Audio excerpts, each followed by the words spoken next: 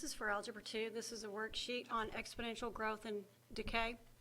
When you have the exponential function y equal a times b to the x, a is your y-intercept and b is your base that determines the direction of the graph and how steep it is. In other words, if it's going to go up and be growth or go down and be decay. In real life situations, we use x as time and try to find out how things change exponentially over time. A common example of this is going to be money in a bank account that's growing. Okay, because a is a y-intercept, and we've learned previously that y-intercept is your starting point, it's very important in these word problems because it's the initial value, starting point, initial value. Okay, so that's when x is 0, which is the beginning of time for this situation. B determines how fast it's going to increase or decrease, so it is known as the growth factor.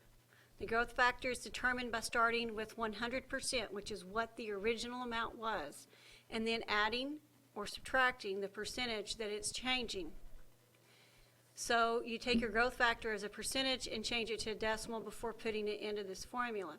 So they want you to find the initial value and the growth factor for each situation and then put them into the formula and make your equation. So if you deposit $200 into a bank account, and every year the account increases by 12%. Your deposit is your A. It is your starting point, the initial value. So your initial value here is 200. The growth factor is going to increase, and if it increases, your growth factor is larger than 1, and so 1 plus 0.12, remember percent has to be a decimal, gives you 1.12. When you put that into your formula, it's y equal 200 times 1.12 to the x power. And you're through. So looking down at number 2, the population of an apartment building is 4,000 people. Every month the population goes down by 12%. So this is your A. This is your starting point. Your initial value is 4,000. Your growth factor, the thing of it is this time it's going down, so it's thinking of it as 1 minus 0.12. So you would have 0.88 as your growth factor. So your equation is going to be y is equal to 4,000 because that's your starting point times 0.88 because that's your growth factor to the x. And that's all you're required to do for this problem. Number 3, you start a bank account with 500 and the interest on the account is 8% every year. When you put money into the bank and you draw interest, it's going to increase. It's going to go up. Your initial value here is 500. Your growth factor, it's going up 8%, but you've got to account for the initial 500, so it's 1.08. So your equation is y is equal to 500 times 1.08 to the x. Going to the back, the New York Mets signed a new player for $8 million, and his salary goes up 3% every year. So $8 million is your initial value. Growth factor is going to be 1 plus 3%, which is 1.03. So your equation is y is equal to 8 million times 1.03 to the x. Number 5, a certain stock was worth $42 at the beginning of the day. Each hour it goes down by 15%. So your initial value is 42. It's going down, so you're going to say 1 minus 0.15. So your growth factor is 0.85, and your equation is y is equal to 42 times 0.85 to the x. After coming up with an equation that models the situation, we can find the values in the future by plugging in values for x.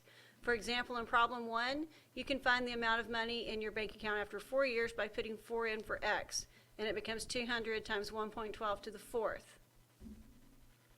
So try finding the answers to the following questions by plugging in the equations you used in problems 1 through 6. Okay, so on 1B, how much money do you have in your bank account after 5 years? Well, look at what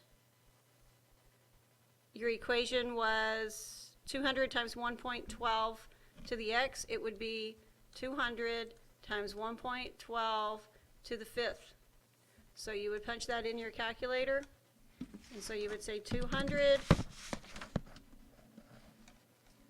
times 1.12, rooftop 5, and you would get 352.47.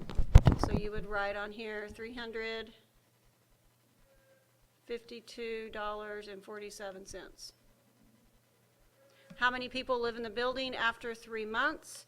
Your equation was 4,000 times 0.88. So 4,000 times 0.88 to the 3.